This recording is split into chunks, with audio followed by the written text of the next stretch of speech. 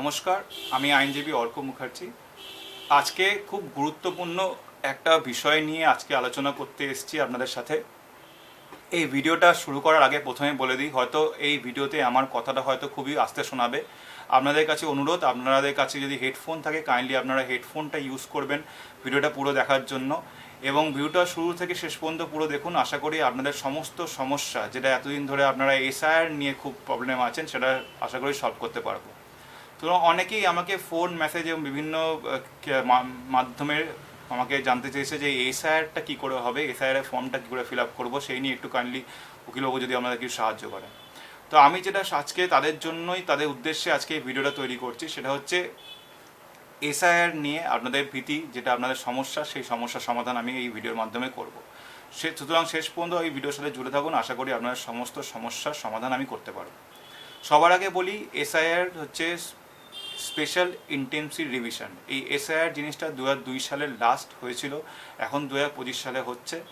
এবং যেটা আপনাদের বলি যে এই এসআইআর নিয়ে আপনাদের ভয় পাওয়ার কিছু নেই। আপনাদের বিএলও যারা আছেন তারা আপনাদের প্রত্যেকটা বাড়ি বাড়ি যাবেন, বাড়ি বাড়ি গিয়ে আপনাদের দুটো ফর্ম দেবেন এবং তার সাথে একটা চার্ট দেবেন, যেটার মধ্যে আপনারা দেখবেন একটা ওয়েবসাইটের নাম লেখা থাকবে, যেটা হচ্ছে http:/voters.gov.in। এই ওয়েবসাইটটা যদি আপনারা আপনাদের মোবাইল বা কম্পিউটার থেকে খুলতে পারেন তাহলে ভালো। যদি অনেকে খুলতে না পারেন তাহলে নিয়ারেস্ট সাইবার ক্যাফে গিয়ে এই ওয়েবসাইটটা খোলার চেষ্টা করবেন। এবং সেটা খোলার পর দেখবেন সেখানে একটা অপশান আছে, ডাউনলোড 2002 এসআইআর লিস্ট। তো 2002 এসআইআর লিস্টে ক্লিক করলে আপনাদের একটা এসি নেম দিতে বলবে।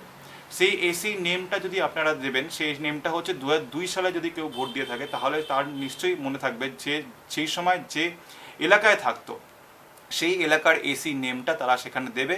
দেওয়ার পর সেই যে স্কুলে বা যে কলেজে তারা ভোট দিয়েছে সেই স্কুল বা কলেজের নামটা সেখানে শো করবে। সেই নামটায় ক্লিক করলে পাশে দেখবেন একটা ফাইনাল রোল বলে একটা অপশান আছে, সেই ফাইনাল রোলে ক্লিক করলে একটা পিডিএফ মতন আপনাদের মোবাইলে ডাউনলোড হয়ে যাবে অথবা কম্পিউটারে ডাউনলোড হয়ে যাবে।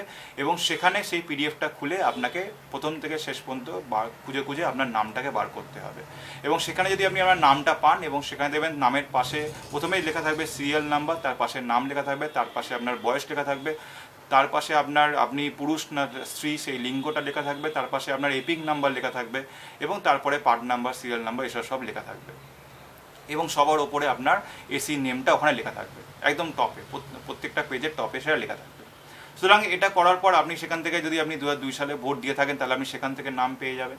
আপনার নাম পাওয়ার পর আপনি বাকি যে ডিটেলসগুলো আপনি ভরবেন। আপনাকে যে দুটো ফর্ম দেওয়া হয়েছে, আপনি সবার আগে যে ফর্মটা আপনাকে দেখাচ্ছি, এই হচ্ছে ফর্ম, এই হচ্ছে এসআইআর ফর্ম। আপনারা কাইন্ডলি দেখুন, এই এসআইআর ফর্মে একদম ওপরে দেখবেন তিনটে কলম, চারটে কলম আছে, যে চারটে কলম অলরেডি ফিল আপ করা থাকবে, যেখানে আপনার নেম, এপিক নাম্বার, আপনার অ্যাড্রেস এবং আপনার পাশের কলমে সিরিয়াল নাম্বার, পার্ট নাম্বার, আপনি কোন স্কুলে বা কোন কলেজে ভোট দিতেন সেখানকার নাম, এসি নেম, পিসি নেম, স্টেট নেম সব লেখা থাকবে। পাশে একটা কিউআর কোড দেওয়া থাকবে এবং তার পাশে একটা আপনার 2002 সালের ছবিটা দেওয়া থাকবে এবং একটা কলম ফাঁকা থাকবে যেখানে আপনার ছবিটা আটকাতে হবে। নতুন একটা ছবি পাসপোর্ট সাইজের বা স্ট্যাম্প সাইজে আপনাকে সেই ছবিটা ভালো করে কাটিং করে এখানে লাগাতে হবে। এটা করার পর আপনার প্রথম যে কলমটা থাকবে, আপনার কলমটা থাকবে, সেখানে আপনার লেখা থাকবে ডেট অফ বার্থ। সেই ডেট অফ বার্থটা আপনি লিখবেন। তারপরে হচ্ছে লেখা থাকবে আধার নাম্বারটা সেখানে লিখবেন।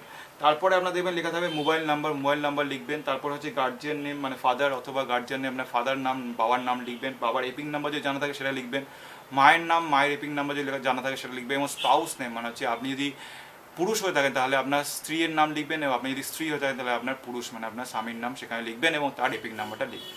এবং লেখার পর আপনি একদম চলে আসবেন একদম এই নিচের জায়গাটায়, এই জায়গাটায় এখানে লেখা আছে, ভালো করে দেখুন, details in electoral roll in the last SIR এর যদি আপনার নাম থাকে তাহলে সেই যে আপনি বলেন 2002 সালে যে লিস্টটা আছে সেই লিস্টটা দেখে আপনি আপনার লাস্ট এসআইআর যে নামটা আছে সেই নামটা লিখবেন এবং তার সাথে আপনার এপিক নাম্বার লিখবেন এবং আপনার রিলেটিভ নেম দেবেন। এখানে একটা অপশন দেওয়া আছে, সেটা হচ্ছে আপনার এখানে দেখা আছে রিলেটিভ নেমে কিন্তু অবশ্যই আপনি যদি পুরুষ হন তাহলে আপনার বাবার নাম হবে এবং আপনি যদি মহিলা হন তাহলে আপনার এখানে আপনার স্বামীর নাম হবে। আর যদি আপনি বাবার নাম দিতে চান তাহলে বাবার নাম দিতে পারেন। তারপরে হচ্ছে আপনার ডিস্ট্রিক্ট, তারপর হচ্ছে স্টেট নেম, তারপর এসি নেম, সেই 2002 সালে যে এসি নেমটা আপনার দেওয়া হয় সেটা দিতে হবে। তারপর আপনার এসি নাম্বার দেবেন, পার্ট নাম্বার দেবেন, সিরিয়াল নাম্বার দেবেন, দিয়ে হয়ে গেল। এবার যাদের 2002 সালে, ধরুন যাদের 2002 সালে হচ্ছে আপনার নাম নেই, 2002 সালের হচ্ছে লিস্টে যাদের নাম নেই, তারা কি করবে, তারা এই পাশের কলমটা ফিল আপ করবে। পাশে লেখা আছে দেখুন, details of the relatives whose name is given in previous column in the last SIR. Last এসআইআরে যার নাম আছে আপনার রিলেটিভ মধ্যে, যেমন আপনার বাবা মা অথবা আপনার ঠাকুমা ঠাকুরদা, চারজনের মধ্যে যে কেউ হতে পারে, তাদের নাম বা তাদের নামটা যদি 2002 সাল থাকে, তাহলে সেই লিস্ট থেকে দেখে সেখান থেকে দেখে আপনার লিখতে হবে। সবার আগে তার নাম লিখতে হবে, তারপর তো 2002 সালের যে এপিক নাম্বারটা সেটা লিখতে হবে। রিলেটিভ নেম মানে তারা হচ্ছে বাবার নাম, মানে আপনার ঠাকুরদার নাম আপনাকে লিখতে হবে।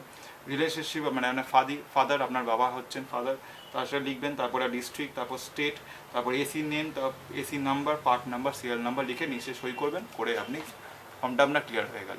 এবার সেই ফর্মটা, এইটা দুটো ফর্ম ফিল আপ করবেন, করার পর এই ফর্মটা যখন আপনি জমা দেবেন, তখন যিনি বিএলও হবেন তিনি একটা ফর্ম আপনাকে নিচে এই দেখুন একদম রাইট হ্যান্ড সাইডে তিনি সইটা করবেন, সইটা করে তিনি এই ফর্মটা জমা নেবেন, একটা ফর্ম জমা নেবেন, এই ফর্মটা আপনাকে ফেরত দেবেন, সেটা আপনার অ্যাজ এ ডকুমেন্টস হিসাবে রয়ে থাকবে, আপনার কাছে রয়ে যাবে, এটা আপনার কাছে থাকবে।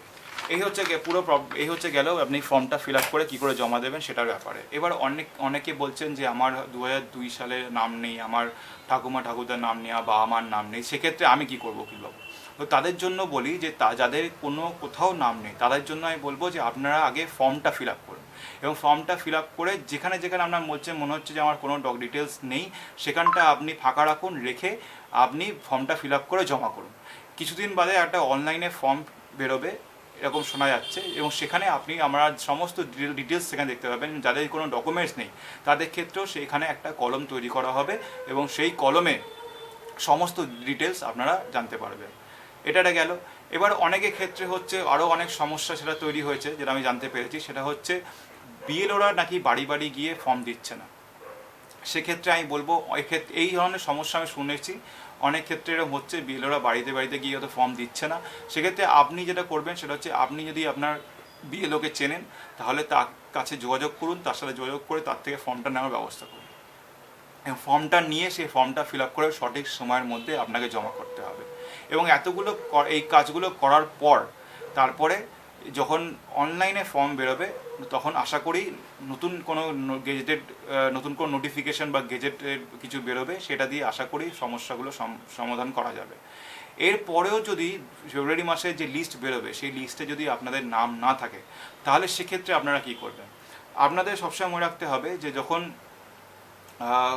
এই ধরনের কোনো আইনি জটিলতার সৃষ্টি হয়, সেই সময় আপনাদেরকে সাহায্য একমাত্র একজনই করতে পারেন, তিনি হচ্ছেন একজন আইনজীবী। যেমন দেখবেন আমাদের জ্বর হলে বা সর্দি কাশি হলে আমরা ডাক্তারের কাছে যাই, ডাক্তার আমরা পরীক্ষা করে ওষুধ দেয় এবং সেই ওষুধ খেলে আমরা সেরে যাই। সেরকমই এই ধরনের লিগাল সমস্যা বা কোনো আইনি জটিলতা সৃষ্টি হলে সেটা একমাত্র সলিউশন করার ক্ষমতা আছে একজন আইনজীবী, কারণ তিনি আইনটা জানেন এবং তিনি আপনাকে সঠিক পরামর্শ আইনটা মেনেই দিতে পারবেন।